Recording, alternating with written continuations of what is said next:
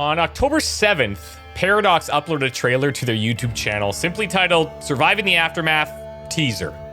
It was almost mysterious. There was no gameplay shown. We had no clue what to expect. And wouldn't you know it, soon after, I received an email from Paradox, and they're asking if I'm interested in playing their new, unreleased game before anything was revealed. And I'm like, yes, please, of course. But what is the game? It's Surviving the Aftermath. It's a post-apocalyptic survival colony builder. Feels like a blend of RimWorld and Frostpunk and This War of Mine, other games of that variety. And I just want to say thanks to Paradox for really trusting me with an early build and sponsoring the video. Truth be told, I'm going to be making more than one video of this game. And I'd really like to build this colony up from nothing into something beautiful. So if you want, now would be a good time to subscribe. If you want to get really fancy, hit the bell and be notified when I post future episodes. And guys, I'm going to be brutally honest here. I'm straight up addicted. So let's start building. I am going to enable tutorial messages, even though I've got a bunch of time in here already. It's hard to put down. It's really, really good. When you're setting up a new colony, you go through these different sections here to basically decide how difficult you want things to be. So we have to keep in mind our soil fertility. We're just going to pretty much go medium across the board here. Catastrophe-wise, we'll do common catastrophes, contamination level 35%. Resources, we'll do an average starting resources. You can go with more or less, as you can with all of these. Survivor-wise, it's always nice to have a higher population because you have more people that can work, but we'll stick in the middle again. Challenge-wise, we're going to do hard exploration and organized bandits, which will all make sense eventually. Gatekeeper, this is kind of just like the overarching invisible guardian they describe it as how crazy things can get. So we're going to say challenging but fair. We're going to make a flag here, and this looks pretty war-torn, I think. If we do something like that, I think that looks pretty good. And then we need to make a colony name. So let's do New Odd City. And the motto can be set the vibe. Let's rock and roll. Also, I should mention, this game is releasing in early access today with updates planned every month. And you can be sure I'm going to be taking a look at all of those updates when they release. I'll have links down below for you to check out after the video, and any applicable codes and things that you guys can use that would, if you want, help me as well. So jump on it. Okay, so this is our colony right now. We have food storage and a stockpile and a bunch of homeless people. We've got 10 colonists in total. They're all assigned as carriers right now. When we build buildings that require people to work in them, they will become workers automatically. Children, we can put them into school and they'll come out being better workers when they finish that. Now, just a quick look around the area. You can see it's huge. Like, there's tons, like so much space out here. It's actually kind of insane. It'll seem a little bit overwhelming if I just go into everything. So I'm just going to start building things up little by little. Basic controls are as you would imagine. You just rotate your camera with the normal keys you expect, E and R. Let's go ahead and start building some shelter for these guys. Keeping in mind that this wild boar is right between us and probably where I'd like to build this thing. All of these are randomly generated maps too, so things look differently every time. And yeah, I'm excited. Okay, let's get started. So we're gonna go, we can build tents, or we can build emergency shelters. Emergency shelters hold 6, tents hold 2. Emergency shelters all the way, in my opinion. They're quite a bit more efficient. And I'm gonna build it over here. This is like barren soil. This is fertile soil where it's like dark green, and then the in-between is kind of like basic soil, I guess. But let's start building it. I'm gonna build as close to the gate as possible, and it's gonna take up this barren soil because I can't really grow anything on it. Eventually, I'm going to have to build on the normal soil that we have, so it's not that unbearable.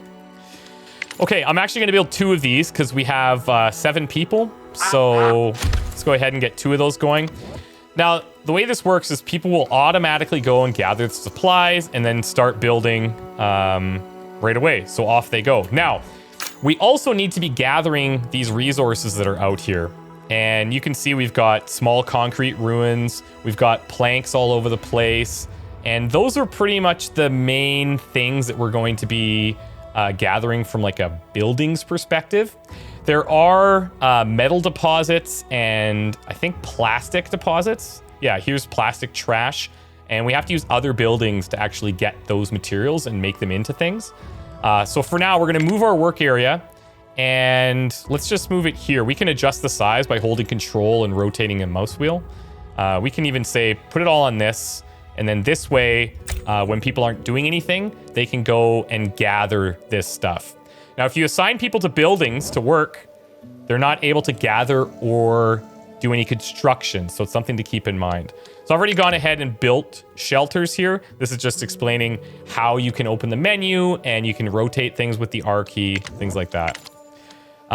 We'll eventually throw this onto a faster speed, but for now, while I'm explaining things, we're just going to keep it as such.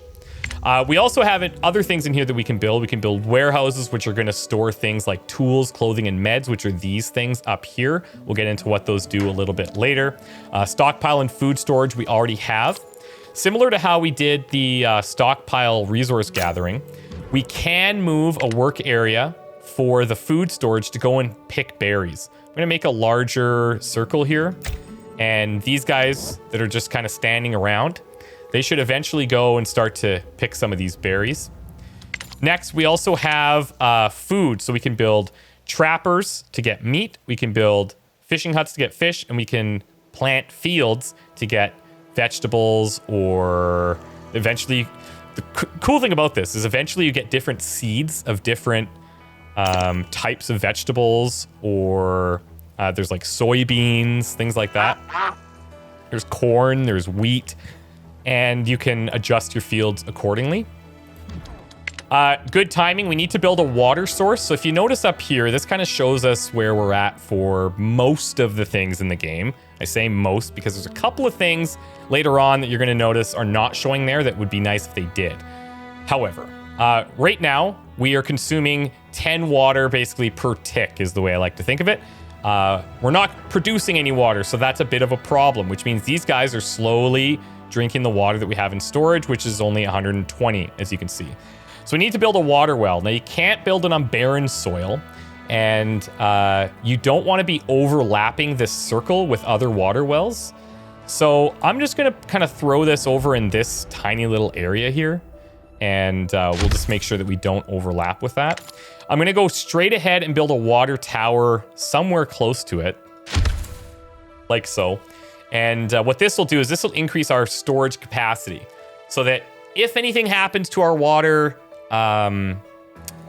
wells, then we'll have that excess capacity so our people don't die of thirst. Now, the people that are standing around here, these are all of the kids. They're basically useless right now. They're just a mouth to feed. And I feel bad saying that, but it's true. At least everyone's got shelter. So you can see we've got 5 out of 6 occupants there, 5 out of 6 occupants in there. These are not super strong. They can get destroyed, and it's something we're going to have to watch out for. So, okay, once these are done, we should be good to go. Now, this is saying we're out of these construction materials, so we're not going to have enough. We need 10 of them. We've got 9, and looks like we've used 6 on this. As we're building them, we can assign priority. So we could have said, okay, I'll hold off on the water tower and use those to build this one first. But what we can also do is just move our work area and say, you know what? Just go ahead and get... Oh, that's pollution. No, that's not. Is it? Yeah, concrete ruin. This is the pollution. Here's the concrete ruins. Early on, getting concrete's a little bit difficult. It takes time. We should be able to get this relatively quick, and we'll have this up and running in no time. While that's happening, let me show you a couple of other things. We'll clear this out. Okay, cool. Next, we've got resource gatherers. So basically, we've got scrappers, which can get us metal from the metal deposits I was talking about earlier. We can get a recycler, which scavenges plastic and fiber from the plastic deposits. We have a sawmill, which generates planks of wood. And then we have a forester, and this is actually really important. The forester replants trees, because over time, all of these trees, we're going to basically consume them to build our colony up. And so we kind of need to be replanting things. It wants to talk about areas of effect. I kind of talked about how those circles work. So we don't want to overlap identical structures, because they're going to suffer production penalties. So we want to space them out as much as we possibly can. In this area right now, we have a tool shop, which we can make into tools. And basically, tools make your guys work a little bit more efficiently. So if we click on any of our colonists right now, you can see that they have equipment, and there's a durability associated with them. So basic tools just mean they're going to get their job done basically as fast as they possibly can. If their tools break, their production speed is going to slow pretty dramatically. Clothes gives them protection against the elements. So it helps them not to get sick and things like that. So you do want to be making sure that you are producing tools and clothes so that your colony is running efficiently. This talks about the number of colonists that you have, and it breaks them down into how carriers operate, kind of like I explained to you earlier. So we just want to make sure that we always have some carriers available and that we're not making people work all the time. We're filling up all of our working slots. We don't have the available colonists, because then nothing else is going to get moved around. Okay. We also have medical tents and burial pits. They work as you would imagine. We've got the gate, which is our big main upgrade, which is going to get us access to the rest of the world. So we're going to do that sooner rather than later. And then we have decorations here, bushes, torches, all this kind of stuff. Now, there's a whole tech tree as well. And the only way that you're earning science points for the tech tree is by exploring this much larger world map when we get specialists. And you'll see how that works in a bit. But just as a quick idea, here's some of the unlockables when you research food, and then all the way down to chef training. You can have a full-on mess hall. Production, we're going to have to get power. And then we're going to have to store power, and then we can get better power, right? You can see where this is kind of going. Colony-wise, you can get into better living situations, some other cosmetic unlocks, and then eventually you can build movie theaters, game arcades. Security goes from general storage, which just kind of holds everything and protects things against thieves and weather, up to a medical center, which is a full-on field hospital, which is much better than our medical tents that we have. And then under exploration, there's bartering and disaster forecasts. Now, being that this is an early access, I have to imagine there's going to be a ton of extra stuff added to the tech tree and just in general. I gotta say, I'm super pumped with where things are at currently, which is in a pretty good spot. Like, I played this, I sat down and played it for 3 hours twice. And the time just flew. So I put about 6 hours in before this, and I've really enjoyed it. Okay, so now what we need to do is build recyclers and scrappers to get on these plastic and metal deposits. And then we're going to turn these things into clothing and junk into parts. So let's go ahead and do that. We can also, one thing I didn't show you is we can build roads. Now, roads are nice because your colonists move faster when they're on a road. It doesn't cost any materials. It's just the time invested to kind of dig the road. You'll see how that happens. For now, let's go ahead and get into a scrapper.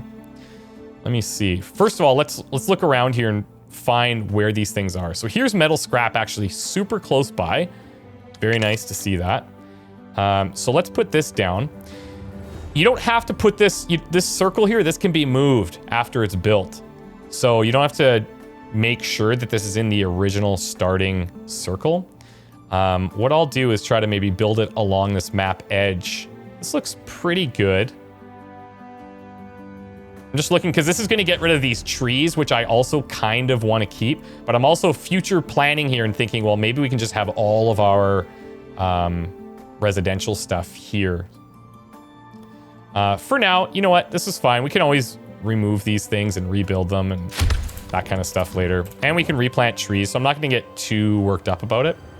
Notice we're missing 5 concrete now. We have the wood currently, and that can be gathered from these plank sections or using one of these other buildings, the sawmill. We have gone ahead and said, look, only gather from here, but I'm going to move this now, and we're going to set a wider area. This is as large as it goes, by the way. So that way they can go, and we're allowing them to get all of this stuff.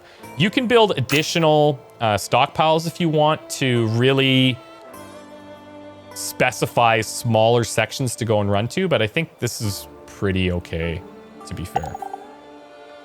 Okay, so the water well is done. You can now see that we're producing an excess of 2 water, which isn't a lot. I will build more water, but for the sake of explaining things to you and getting things going in noticeable pace, we're gonna leave it like this. Food production. Okay, so they need food to survive. That's obvious. We're gonna open the food category and start some food. Now, you can see currently we've got jerky, we've got protein bars, we've got berries, we've got potatoes. You can see here some of the berries, nothing sitting in there. But if you click on this truck, this was based on the starting choice that we made to have a broken down truck, which has some materials, but not a lot. And once this is empty, I'll then salvage the truck to get some additional parts. But for now, we're just gonna leave all of this stuff here. The game handles it automatically, and we'll eventually get rid of it. Okay, so food production wise, let's go ahead and set up, let's do a small field. This is all we can do right now. Very soon when we get into research, we'll be able to get larger fields, which will be quite nice. This is really good soil, so I think we'll take advantage of that. I'm just seeing if I can get a nicer placement here. Let's just do this. And because we might want to get some meat going, let's go ahead and set up a trapper. This will be food that we can use a little bit quicker as well. I'll set this up over on this side, and then we'll move the work area to be over in this section. And look at, so at nighttime, the game looks really cool too. It's got a pretty nice aesthetic. There's things that I think they could upgrade and improve upon for sure, but it's super clean. They have a nice photo mode as well. You can do like tilt shift type things. So if we're zooming out, when you have a full colony, it starts to look really cool. You see how it blurs the top and the bottom, kind of gives it that miniature look. You can adjust the time of day if you want. A lot of people are into all this photo mode stuff. I don't spend a ton of time in these, but then you can hide the stuff. It's nice. It's cool. It's cool. Okay, so they're gonna go to rest. Most of them are gonna go to rest for the night. So let's speed things up here.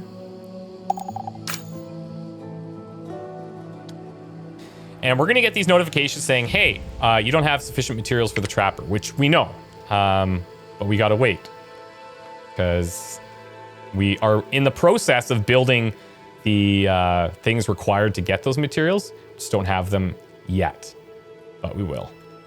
Oh, I should also point out, they got a couple radio stations in here. I would like this to be expanded upon as a cool idea, but all of the radio stations sound pretty different. And it's like, I like the music choices because it's not distracting at all. Okay, so now we can adjust worker slots. We've completed 2 things. We'll keep this running at like a normal speed here. So here we've got 2 slots available. You put more people in, it becomes faster. It's just how it works. So we're gonna go ahead and you can see now we're dropping. So we have 2 workers because one's going to be assigned here automatically. One's going to be assigned here. I'm going to assign an extra one. And just because I'm picky, I'm just going to make a smaller work area and say this is the place where you're going to go and gather your scrap from. Over here, we're going to go ahead and do... We're going to do potatoes. So they have a slower growth rate, but they have a higher yield than corn. When we get into a cookhouse, though, we're going to probably want to have corn, and we can do that when we get a larger field as well. We're a bit of a ways away from that.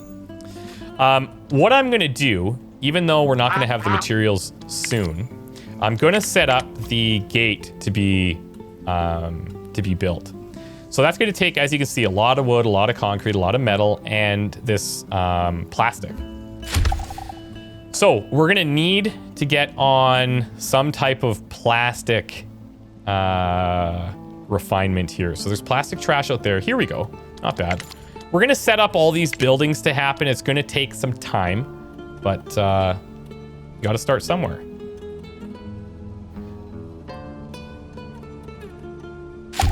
Okay, cool. Let's make sure these guys are good. We have one guy planting potatoes. We have 2 people in here. We have 4 people that are carriers. They can go and be gathering all of this stuff. And once you see these guys have to go out, they have to get the metal. When they come back, that's when you're going to start to see this percentage going up. So let's just keep an eye on this for a sec. Now, each of these, here's another layer of complexity I haven't touched on yet. So here, watch. So now this is going. And every time they go and they get 4 of these pieces of metal scrap, they're going to turn into 3 parts of metal and then 1 thing of like junk. And junk can be turned into stuff later as well. So he's done with that. Now he's taking the metal over and he's going to store it. So it's a lot of work. And if we had roads, they would go faster. So we're going to get into that in a sec. But what I wanted to show you is that each of these guys, each of these colonists are individually named, and they all have different traits. So this guy's a workaholic, can't not be working on something all day, every day. So he takes longer to get tired. He's constantly tripping over their own feet. So his walking speed is 25% slower than anybody else. What I want to be able to do, and I'm hoping they add this in the future, is I want to be able to rename all of these colonists. I think that would be super fun. It just makes it a lot more personal. And I'm sure they're going to expand on all these traits as well. These kids, unfortunately, there's nothing that they can do right now. So we just have to wait till we can build a school. Let's speed this up a little bit. So we are behind on wood, but we're going to be gathering that for now. I could set up a sawmill, but we might as well use these carriers to just go and get wood for us and get the blocks and whatever we need. Let's just let them do it. Okay, so pollution deposits. You probably noticed these green things that are laying around here. These pockets of pollution must be cleared before colonists can walk or build on them. For that purpose, unlock the hazmat engineering, which is a little further down the tree. But we can eventually get rid of these. This makes people sick. It slows people down. We can't build on it. And it's, as you can imagine, it's a hazard. It's a bit of a problem. It really is. Okay. So we need plastic for this. So we're waiting for this, which means we just need to get more wood, which is coming in. If I want to, because we're not waiting on concrete, we're probably waiting on concrete for this. But for some reason, when you click the gate, you can't see the building progress. And I think it's just because it's overlapping the original thing. But I'm sure that they'll adjust that. Now, let's say just go and gather wood. I'm not going to include any of the concrete stuff there. There we go. There's only 2 left in there, so it's not a big deal. Okay, storage types. So there's stockpiles, which we've talked about. There's food storage, which we've talked about. There's the warehouse, which we could build. That's this thing here. And there's general storage. Or sorry, this is the warehouse, and this is general storage. Large storage for all items that can be stored in a warehouse or in a large food storage. That's kind of like the catch-all.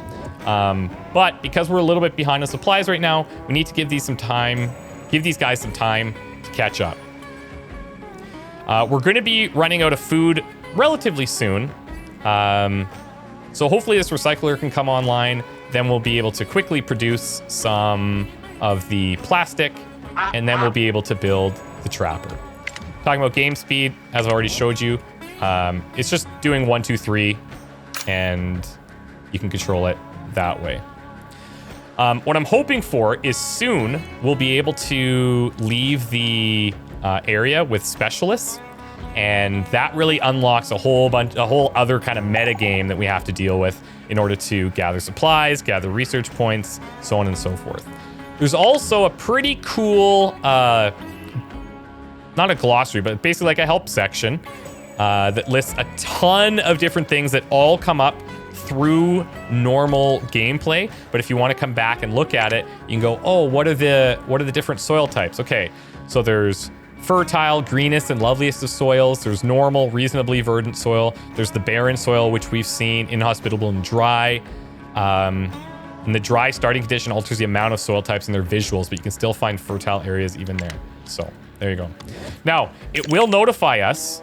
Sweet, so this is done. It will notify us when it depletes something. So those berries have been depleted, and I want to make sure that we are constantly salvaging stuff, especially food right now, because these berries are going to keep us alive until we get this other food stuff online. Now, I need to staff somebody here, and we're going to move the work area to this thing. I'm actually going to staff an extra person there just to kind of encourage them to get that going a little bit faster. And if we go into the gate, you can see, okay, so we need 5 of the plastics. We need 15 metal, which we have. We need more concrete blocks, and we need more wood. So with that in mind, let's change this work area. We'll finish off this concrete block section. These are some of the harder things to come by early. We will find some when we're out in the world map, thankfully, which we'll get to, you know, relatively soon.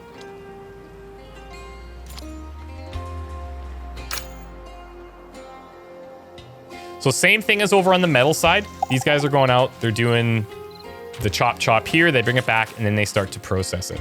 So our small concrete rune is depleted. We knew that was going to happen right away. Let's go ahead and get this one.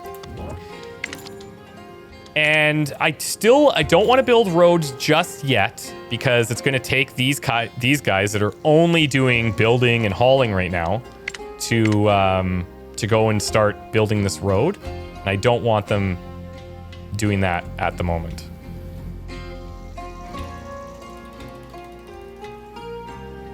So in here, you can see the status of actual construction. You can follow it along if you want to. But as with any typical kind of city builder game, when you first start, there's a lot to do. And what I've done is, because I'm kind of showing you a lot of the different available buildings, you might want to wait. Like, I've kind of layered them. I've built a lot at one time, and I didn't set the priorities. But ideally, what you do is you build one thing, let it finish, move on to something else. Now, there's also these type of events that come up. There's rabbit season, apparently. So 3 colonists explain that they've been working on a new kind of trap for hunting rabbits, and the group wants to send them outside the camp. The contraptions look functional, but letting the group venture far away from the colony is not without risk. Now, sometimes we're going to get these checks that come up like this. It'll say, okay, yeah, but they want tools to do it, or they want to take extra clothing, or they want this, or they want that. And we have a decision to make. Do we let them go, knowing that they could get hurt? They probably will. Or is it not worth the risk? We're going to do it to show what's up. Actually, that's successful. That's awesome. So they managed to trap a single sickly rabbit with enough venison on it for 2 people at most. All right, cool. Good job, guys. Well done. All right, so,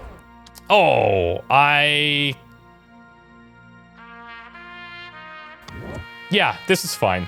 So with the trapper, we can't move the work area. It's as long as it's hitting some woods, we're fine. But they're producing meat, which is not a big deal. We're gonna eat. Right now, people are sleeping. So, you're probably wondering, well, does it matter which colonists I have in here?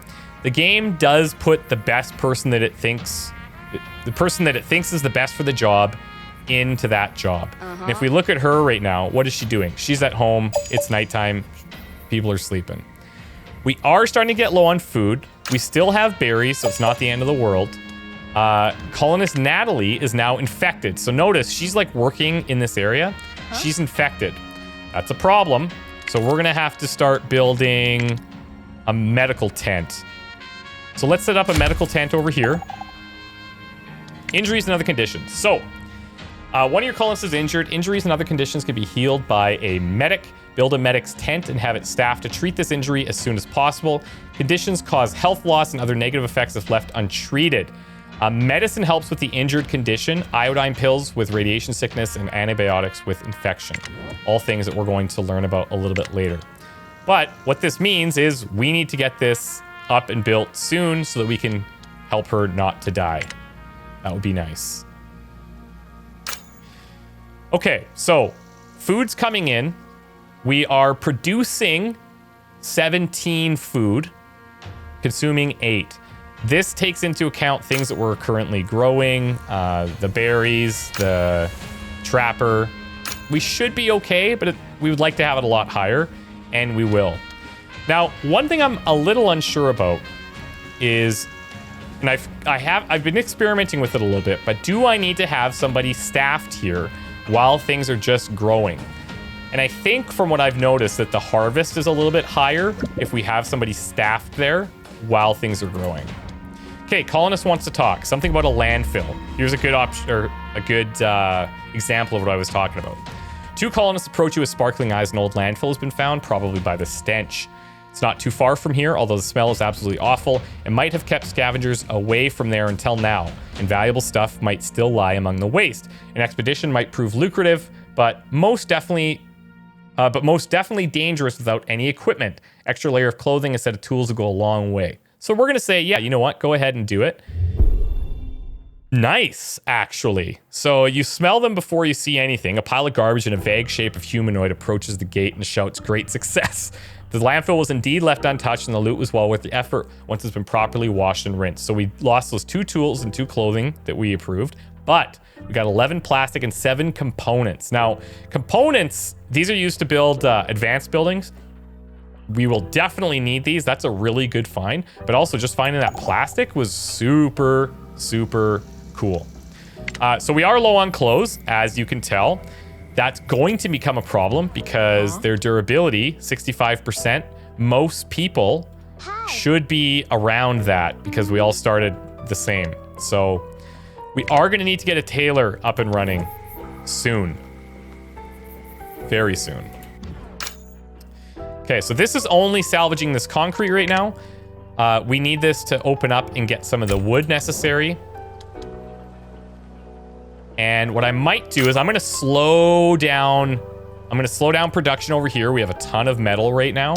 And I'm going to slow down production on the fiber and the plastic and let these guys go and become gatherers. So they're going to go out and grab planks and stuff. See, now we have 3 carriers, which we really need to speed up our collection process. I could put one of those people into a sawmill, but that's just going to take more of these things that we kind of want to reserve for the things being built here. So I'm gonna hold off on that for a second. Okay, so our medical tent is done. Somebody's automatically staffed there, and you're gonna notice Natalie immediately goes in for treatment. So you can see who's being treated in here. There's not really any other details at this point in time, but she's being treated and she'll come out. She'll be just dandy. Everything's going to be great for her. Okay, cool. So the gate is done and this is not good. We have our first big problem. We have a heat wave coming in. Colonists are going to drink double the normal amount. Crop yields on open fields are going to suffer. So we need to build and fill water towers and stockpile food to survive. That's not good, but hopefully we can make it through without too many casualties. We also finished the gate. So this is really cool. What this is going to let us do is trade with people. And although this guy doesn't come in with a reasonable offer because I don't have enough of anything to trade with him, we'll see what else he has. Nothing. We don't have enough of anything to trade with him. So that's fine. But also, here we go. This is the key. So now that we have the gate, we're going to have these groups that approach us. And they say, okay, we've got 2 adults, 1 child. You have to listen. I swear I saw it with my own eyes. A plane flying through the sky just the other day. We can accept them, which we're definitely going to do here. But there might be good reason to reject people in the future. Now, the thing that's important here is that they come with a specialist. So this guy is what does action out on the world map. So Porter here, he has leadership skills, which don't do anything yet. I think that's coming in a future update. They have different ratings associated with exploration, attacking, research, science point multipliers, scavenging resource multipliers, and recovery speed. So we're going to accept these guys. And not only does that mean that we're getting more people in here, but we also have to build more homes. We have to make sure that we have more water. We have to increase our food. We have to do a whole bunch of stuff to make sure that these people survive. And I'm just going to show you right now, we now have access to the world map. So let's confirm this. Let's go to the world map. And you can see, look at this, hold on. So here's our new odd city. And if we scroll out, there's all of this that needs to be explored. We'll eventually get more than one specialist, okay? But the idea out here is that we're going to be going to these different areas. This is a farm that we can investigate, and you can see that yellow circled icon is what's in there. It's got 38 pieces of jerky. The efficacy with which he grabs that jerky is determined by their scavenge rating. They operate on action points, so he's got 5. Movement takes 1 AP per hex, think civilization. But actions like scavenging, scouting, research, and attacks, they use all remaining APs, so you can't do anything after you do any of those. The idea here is that we're going to be going and exploring all these different sectors to find out what's inside of them, and then scavenging the materials, or fighting bandits and things like that. So when you go to explore a new area, that's going to end this guy's turn. But I'm going to send him to the farm. We're going to send him there a couple of times. And what's really cool about this is once you go there, he basically starts his own little inventory with whatever he's gotten. And you can send him out to keep exploring or send him back if your base needs it. Like in this scenario, we're going to be sending him out to get the jerky, sending him home because we need that food. We just increased our population, so we need to deal with that. Anyways, I'm going to leave it here for today. When we come back, we're going to build up what we need for the new population of people that just joined us. We're going to continue to explore this area. We need to get other buildings set up. Now that we have more people available to work, that's going to start to go exponentially faster. We need to get our water situations sorted out, some of our food situations sorted out, and then we'll start building roads and all of that kind of stuff. So anyways, I hope you guys enjoyed. Thank you so much for watching. If you could like the video, that helps me a lot. And we'll hopefully see you guys back here for the next one. We'll see you soon. Bye for now.